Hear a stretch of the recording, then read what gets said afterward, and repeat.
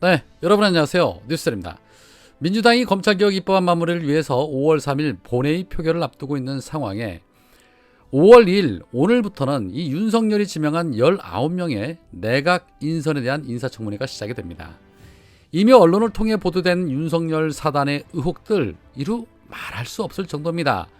충격적인 일은 기본이고 경악할 만한 의혹들이 터져나오고 있음에도 역시나 윤석열 사단 아니랄까봐 이 그들의 해명이 가관을 넘어 뻔뻔함의 극치와 후한무치의 끝판왕을 보여주고 있습니다.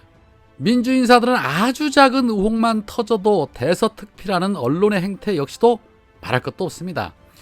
자, 오늘 2일부터 6일까지 이 후보자 19명 중에 15명의 청문회가 예정이 되어 있습니다. 국민 정서로 따지자라면 전부 낙마를 시켜야 할 인사들인데 과연 몇 명이나 낙마가 될지 모르겠습니다.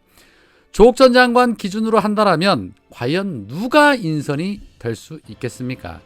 특히 이번 인사청문회가 더더욱 중요한 이유는 6일 지방선거가 한 달도 안 남았기 때문에 이 윤석열 사단의 인사청문회에 따라 여론은 급격하게 요동칠 수 있습니다. 해서 민주당은 단단히 벼르고 있는 상태죠. 기레기들이 조국 전 장관만큼만 보도를 해준다라면 큰 문제는 없을 텐데 이 기레기들도 선택적 보도에만 충실하기 때문에 진실을 알리는 것 역시도 우리들의 몫이 될 듯합니다. 자, 일단은 국무총리 후보자인 한덕수 이미 이 핑계 저 핑계로 자료 제출을 하지 않아 역사상 최초로 인사청문회가 보이콧이 되고 일정이 연기되는 망신까지 당했었죠. 그럼에도 불구하고 눈 하나 깜짝 안 하고 버티고 있었는데 오늘 어떤 식의 청문회가 진행되는지 지켜볼 것입니다. 자, 그리고 세간의 관심을 모으고 있는 후보자 또 있죠. 바로 대장동 일타 강사라고 지칭하는 국토부 장관 후보자 원희룡입니다. 원희룡의 의혹은 이미 밝혀진 것만 해도 어마어마하죠. 그런 가운데 또 하나 터졌습니다. 한겨레의 단독 보도인데요. 한겨레가 민주당의 장경태 의원실에서 입수한 제주도청 업무 추진비 내역을 분석해보니 도청 총무과는 원희룡의 단골 식당에서 2년 8개월 동안 1,800만 원을 사용한 것으로 확인이 됐는데 무려 55차례에 걸쳐서 1,867만 8천 원을 사용을 했다는 겁니다. 그런데 비슷한 기간 원희룡은 또 이 식당에서 46차례에 걸쳐서 1,584만 8천 원을 사용했다고 합니다. 이 식당은 제주도 최고급 전문 식당으로 점심값은 7만 5천 원, 저녁에는 16만 원의 코스 요리만 제공하며 단품 메뉴는 없는 식당이라고 합니다.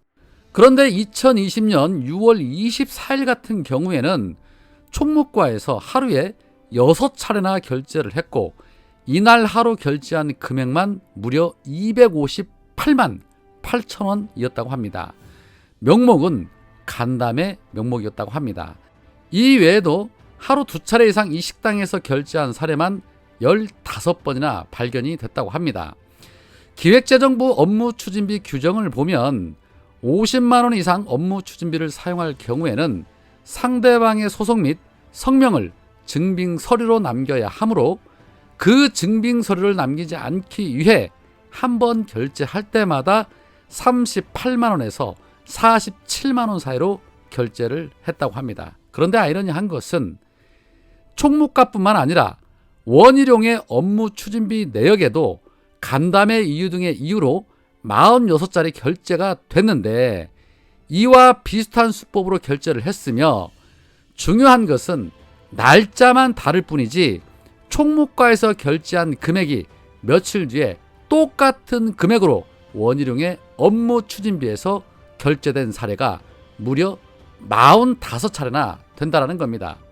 46번 중에 45번이나 총무과와 원희룡의 업무 추진비 명목의 사용 내역이 금액이 똑같이 나온다는 것은 기적이 일어나지 않는 한 있을 수가 없는 일이죠. 자, 이에 총무과에서 결제된 업무 추진비를 원희룡이 사용한 것 아니라는 의혹이 일고 있는 것입니다. 장경태 의원은 서로 다른 부서가 같은 금액을 45차례나 동일하게 결제하는 것은 전형적인 일명 카드깡 수법이다.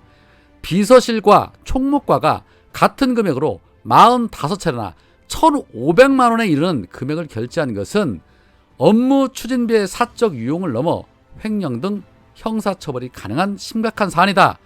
장관 후보자가 제대로 된 해명을 못하는 상황이 지속이 된다라면 심각한 낙마 사유라고 생각한다 라고 말했습니다. 이에 대해서 원희룡 측은 앞서 해명한 것과 같이 업무 추진비를 사적 용도로 사용한 바 없다.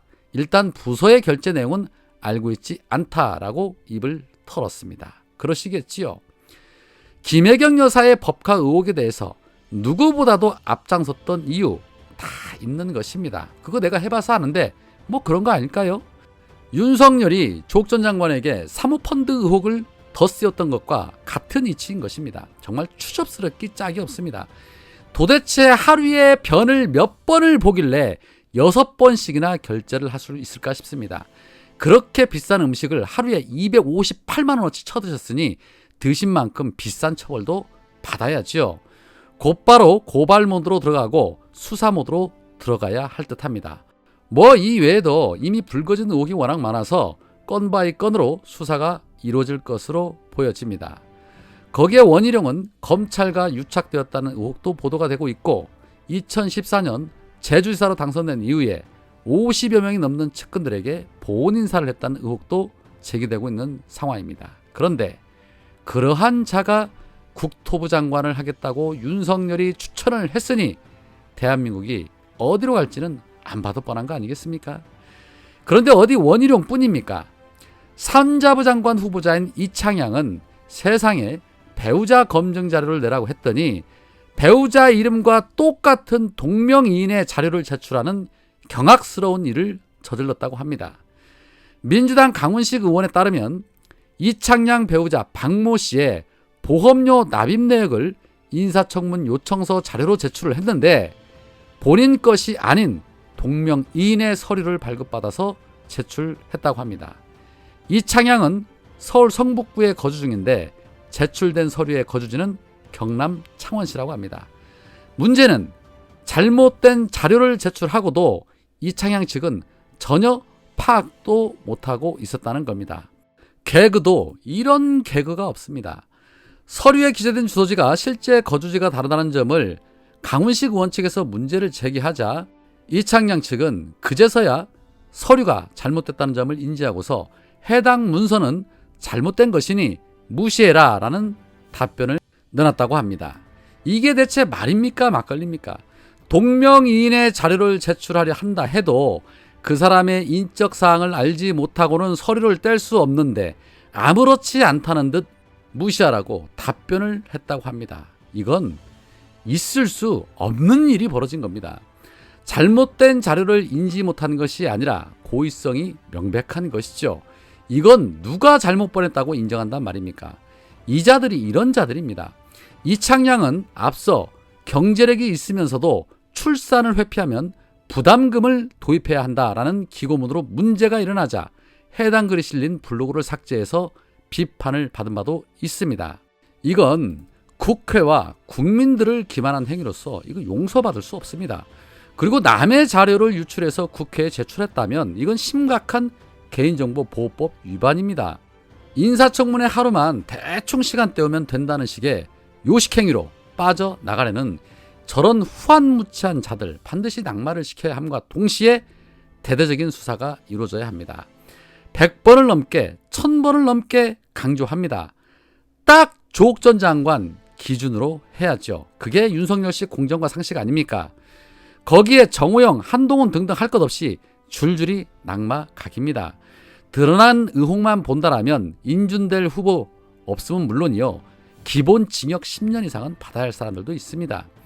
0.73%의 차이로 대한민국이 나락으로 떨어지게 될까 심히 걱정스럽습니다.